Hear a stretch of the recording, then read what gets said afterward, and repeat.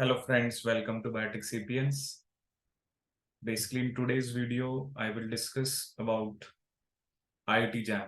ठीक है कि IIT JAM का जो एग्जाम है बेसिकली इसका क्या पैटर्न है, क्या सिलेबस है और ये किसके लिए होता है। ठीक है, सो मेरी वीडियो में बेसिकली मैं बायोटेक्नोलॉजी के बारे में डिस्कस करूंगा। ठीक है, बट ये जो IIT JAM का एग्जाम है that is basically for admission to जितने भी आपकी जो डिफरेंट IITs हैं। ठीक है, they also offer your MSc programme. तो वहाँ पर बायोटेक्नोलॉजी है, केमिस्ट्री हो गया, फिजिक्स हो गया, मैथमेटिक्स हो गया, जियोलॉजी हो गया। तो in this way they have different MSc programmes. But यहाँ पर मैं मेनली बायोटेक्नोलॉजी के बारे में डिस्कस करूंगा कि IIT जैम जो बायोटेक्नोलॉजी है उसका क्या एग्जाम पैटर्न है और क्या उसका सिलेबस है और क्या उसकी बेसिकली एलिजिबिलिटी है, क्योंकि बहुत सारे स्टूडेंट्स को ये डाउट होता है कि एलिजिबिलिटी क्या है IIT जैम की। ठीक है, so if I talk about the pattern of exam, ठीक है, या हम जो बेसिकली जो बायोटेक्नोलॉजी का एग्जाम होता है उसके पैटर्न की बात करें तो इसके अंदर आपके सिर्फ 60 क्वेश्चंस आते हैं। ठीक है, IIT जैम एग्जाम में 3 आवर्स का पेपर होता है। अब इसमें थोड़ा सा इसका पैटर्न डिफरेंट है, जैसे इसमें एक सेक्शन है उसमें 30 MCQs आते हैं, so that is multiple choice कि आपको एक ही करेक्ट ऑप्शन होती है। बट यहाँ पर दो डिफरेंट टाइप ऑफ क्वेश्चंस आते हैं। एक आते हैं MSQ, मल्टीपल सेलेक्ट, जैसे मान लो आपको क्वेश्चन है, यू हैव 4 ऑप्शंस, तो आउट ऑफ 4 ऑप्शंस एक भी करेक्ट हो सकती है, दो भी हो सकती हैं, तीन भी हो सकती हैं, चार भी हो सकते हैं। तो आपको बताना होता है कि कितनी स्टेटमेंट्स इनमें से करेक्ट है, दैट इज मल्टीपल सेलेक्ट। ठीक है, और 20 क्वेश्चंस आते हैं न्यूमेरिकल आंसर टाइप, कि आपको बेसिकली एक तरह से वहां पर फिगर, मतलब you need to fill numeric figure. जैसे कोई भी आंसर है आपका 1000 आया, 10.87, तो मतलब वो न्यूमेरिकल आंसर टाइप होते हैं। ठीक है, but important part is that कि जो MCQ में तो नेगेटिव मार्किंग होती है। ठीक है, लेकिन जो MSQ और जो NAT न्यूमेरिकल आंसर टाइप है उसमें आपके बेसिकली नेगेटिव मार्किंग नहीं होती है। ठीक है, तो इसमें कुछ क्वेश्चन 2 मार्क्स, कुछ 1 मार्क्स ही होते हैं, और ओवरऑल ये पेपर 100 मार्क्स का होता है। ठीक है, अब अगर हम इसके सिलेबस की बात करें तो ये जो है इसमें सिर्फ ये नहीं कि बायोटेक्नोलॉजी के क्वेश्चन आते हैं, इसमें फिजिक्स के क्वेश्चन भी आते हैं, थोड़े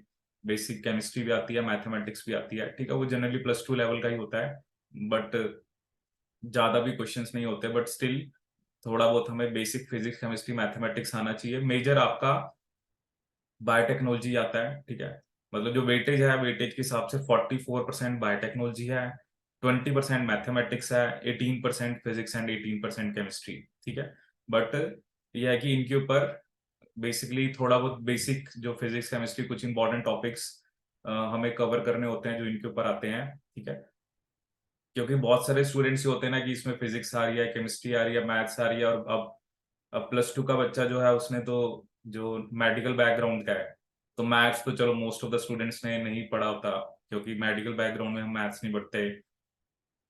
फिजिक्स केमिस्ट्री हमने पढ़ी होती है। ठीक है, तो कईयों को फिजिक्स से बड़ा हो जाता है कि पता नहीं अब इसमें फिजिक्स आ रही है, हम पेपर फिल नहीं करते। ऐसा कुछ नहीं, बड़े बेसिक से होते हैं, कुछ जनरल से टॉपिक्स होते हैं जो हमें करने होते हैं, and bye covering those topics आप इजिली एग्जाम में अच्छे मार्क्स लेके आ सकते हो। इट्स नॉट अबाउट कि हमें +1 +2 की सारी फिजिक्स करनी है, +1 +2 की सारी केमिस्ट्री करनी है, but there are few important topics, general topics होते हैं जैसे उन पे क्वेश्चन आते हैं पेपर के अंदर।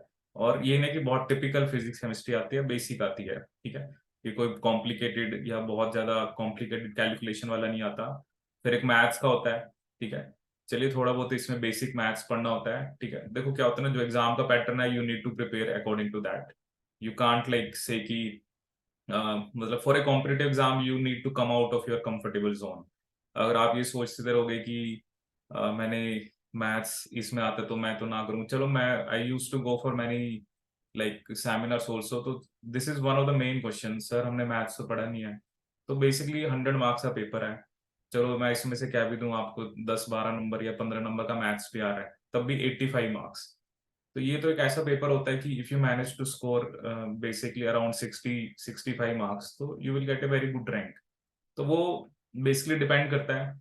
कई बार पेपर अगर थोड़ा टफ आता है तो कट ऑफ और भी कम लगती है, पेपर इजी आया तो if you manage to score 60 65 70 marks, तो आप इजिली इस एग्जाम को क्रैक कर सकते हो। ठीक है, तो बट मैथमेटिक्स भी बड़ा बेसिक्स आता है, you need to cover few basic topics. ठीक है, हाँ, जो इनके सिलेबस में अब लिखा हुआ है, एक ये टर्म लिखे होते हैं 10 + 2 + 3 और एक 10 + 2। ठीक है। 10+2 का मतलब है कि फिजिक्स और मैथमेटिक्स तो +2 लेवल का ही इसमें सिलेबस है, लेकिन हाँ केमिस्ट्री और बायोटेक्नोलॉजी में थोड़ा सा आपको ग्रेजुएशन लेवल, क्योंकि चलो बायोटेक्नोलॉजी तो मेजर है, तो बायो वाले क्वेश्चन तो मेनली ग्रेजुएशन लेवल के ही आते हैं। केमिस्ट्री में थोड़े बहुत टॉपिक्स ऐसे होते हैं जो आप ग्रेजुएशन लेवल पे पढ़ते हो, जैसे एनएमआर पढ़ते हैं बच्चे, न्यूक्लियर मैग्नेटिक रेजोनेंस, एनएमआर हमारा, या बहुत सारी ऐसी स्पेक्ट्रोस्कोपीज होती हैं जो हमारे +2 लेवल पे हम नहीं पढ़ते हैं, ठीक है, तो थोड़ा बहुत वो हमें पढ़ना पड़ता है। बाकी जो बच्चे तो जनरली मेडिकल बैकग्राउंड के होते हैं, जिनके पास बॉटनी, zoology, केमिस्ट्री होता है, तो वो तो बेसिकली इजीली आपका, उन्होंने तो केमिस्ट्री पार्ट भी वो पढ़ा होता है ग्रेजुएशन लेवल पे। और दिस इज नॉट लाइक कि इसके लिए आपको you need to be BSc in biotechnology, you are from any of the life science background, either from like medical है आपके पास, बायोकेमिस्ट्री है या माइक्रोबायोलॉजी है, तो each and every student is eligible for this exam, ठीक है। अब एक क्वेश्चन ये आता है कि कौन कौन सी IITs के अंदर मुझे एडमिशन मिलेगा, ठीक है, तो यहाँ पर सिर्फ मैं IITs के नाम इंडिकेट कर रहा हूँ, but there are so many like other research institutes like IISERs, ISC Bangalore, NITs, वो भी इनका स्कोर जो है वो कंसिडर करते हैं, ठीक है। So 2-3 years back Roorkee was also under this exam. IIT Roorkee में जो आपका एडमिशन होता था वो बेसिकली IIT जैम के थ्रू होता था, but from last 2 or 3 years they are basically giving admission on the basis of GAT B exam, ठीक है। जैसे IIT जैम है, एक और एग्जाम होता है गैट बी, उसकी भी मैं एक आपको डिटेल्ड वीडियो जो है वो शेयर कर दूंगा। तो वो जो गैट बी का पेपर होता है, अब IIT रुड़की उसके थ्रू एग्जाम लेती है, ठीक है। मतलब ये दो in the field of biotechnology आप कह लो चाहे लाइफ साइंस कह लो, these are the 2 important exams, एक IIT जैम और एक गैट बी जिसे पहले हम JNU का कहते थे, ठीक है। एक और बच्चों को थोड़ी सी यहाँ पर मैं गाइड कर दूं, एक IIT जैम बायोलॉजिकल साइंस, ये एग्जाम भी पहले होता था, बट फ्रॉम लास्ट 3-4 years तो now they are not conducting this exam. तो कई जगह हम कई बार ऑनलाइन सर्च करते हैं, तो हम सोचते हैं क्या होता है बायोलॉजिकल साइंस भी है, क्योंकि कई कई जगह आपको देखने को मिलेगा, क्योंकि वो पुराने पेजेस होते हैं कई बार वेबसाइट के ऊपर, but now there is no basically biological science exam, ठीक है, कि अब बायोलॉजिकल साइंस का नहीं होता। अब देखो ये बता रहे कि MSc बायोटेक्नोलॉजी के लिए any branch any subject you can get admission to IIT Bombay and IIT Indore, ठीक है। इन दोनों को मिला के अराउंड 55 सीट्स हैं, ठीक है, जो कि अलग अलग कैटेगरीज में है, चाहे वो जनरल है, EWS है, OBC है, SC ST या जो भी PWD, तो सभी कैटेगरीज को मिला के 55 सीट्स हैं, ठीक है। But that is just for biotechnology program into these 2 IITs, but as I told you, many other reputed institutes which are there in the country like IISER, IISc Bangalore and NITs, so they also consider the score of IIT jam, and and on the basis of the score or basically your performance in IIT jam they will call you for interview, okay. So there is no restriction as it is mentioned in the column. Earlier there was a restriction, IIT Bombay, and like basically they ask for mathematics, you should have a mathematics at +2 level, but now there is no requirement, no restriction. There is one more program that is joint MSc PhD in molecular medical microbiology. This is at IIT Kharagpur.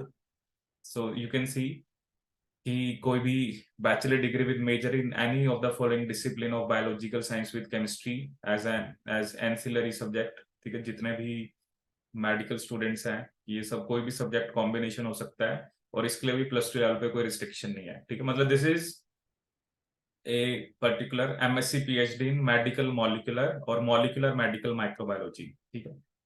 और एक और यहाँ पर MSc PhD dual degree है in environment science and engineering, so ये IIT Bombay में है, any one of biology, biotechnology, chemistry, mathematics and physics for 2 years और basically 4 semester, and any one of the other 4 subjects for at least 1 year to 2 semesters, ठीक है। तो वो एक specific requirement है कि कौन से सब्जेक्ट मतलब आपने 4 सेमेस्टर में पढ़े हो, और कोई भी ऐसे सब्जेक्ट जो आपने 2 सेमेस्टर में पढ़े हो, but for this programme there is requirement of mathematics, ठीक है। तो +2 लेवल पे अगर आपके पास मैथमेटिक्स है तभी आप इस प्रोग्राम के लिए एलिजिबल हो।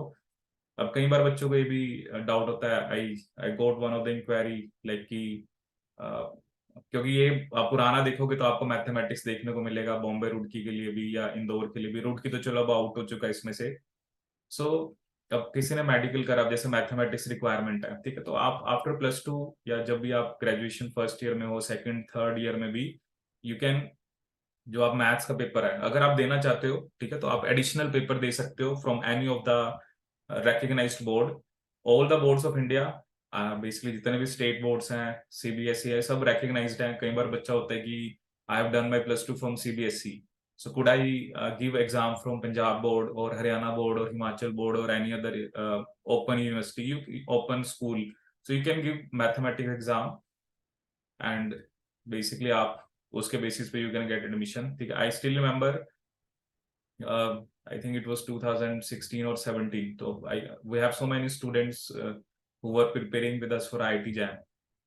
So basically I told them कि आप, क्योंकि आप प्रिपेयर तो IIT JAM के लिए, at that time there was biological science also, biological science भी होता था, तो उसके लिए मैथ्स की रिक्वायरमेंट नहीं होती थी। तो बहुत सारे बच्चे सोचते थे कि चलो बायोलॉजिकल साइंस का ही हमने देना है, तो हमारा IIT JAM मतलब बायोटेक्नोलॉजी हमारा इतना, क्योंकि उसके लिए मैथ्स चाहिए था, ठीक है। So one of the student we have, तो मतलब मैंने सभी स्टूडेंट्स को फोर्स किया कि आप मैथ्स का पेपर दो, ठीक है, डोंट वरी, क्योंकि कल को if you like qualify any one of the exam और आप कहीं रिक्रूट होते हो, ठीक है, सो उसके बाद फिर आपको वो बेसिकली, मान लो कल को आपका किसी भी आईआईटी में इंटरव्यू के लिए कॉल आ गई, क्योंकि उस टाइम पे आईआईटी रूट की भी मैथमेटिक्स रिक्वायरमेंट होती थी। So one of our student got selected and basically she she basically qualified this exam and basically she got admission to IIT Roorkee. So basically the main point was that कि मतलब कुछ student ऐसे थे कि they earlier they were not interested कि हमें mathematics का paper देना है, but at that time she realized कि अगर सर ने मैथमेटिक्स का पेपर हमें देने को नहीं कहा होता या मैंने पेपर नहीं दिया होता, क्योंकि देखो उसने पेपर तो क्वालिफाई कर लिया, ठीक है, लेकिन अगर उसके पास मैथ्स का पेपर नहीं होता +2 लेवल पे, then she was not eligible, ठीक है, मतलब एग्जाम क्लियर है बट सिर्फ मैथमेटिक्स का पेपर नहीं होता, तो बट बेसिकली उन्होंने उसने पेपर दिया, उसका मैथ्स का उसके पास रिजल्ट था और कोई ऐसी मुश्किल नहीं आई, एंड उन्होंने अपनी जो एमएससी है वो वहां से की, ठीक है। चलो अब तो रिक्वायरमेंट नहीं है, बट ऐसे कुछ डाउट्स होते हैं बच्चों के माइंड में, क्योंकि कुछ चीजें हम पुरानी देखते हैं। So with the help of this video I believe कि मैंने जो भी आपके डाउट्स क्लियर करे, ठीक है। और भी कोई आपके डाउट्स होते हैं तो वो आपको कमेंट बॉक्स में डाल सकते हैं कि आपको कुछ भी इससे रिलेटेड पूछना, कोई भी आपको गाइडेंस चाहिए, ठीक है। And for these kind of videos you can subscribe to our channel, which is Biotech Sapiens. And if you need any kind of help or any query you have related to different competitive exams or any other guidance, like for some interview or anything, so you can contact us. So thank you so much.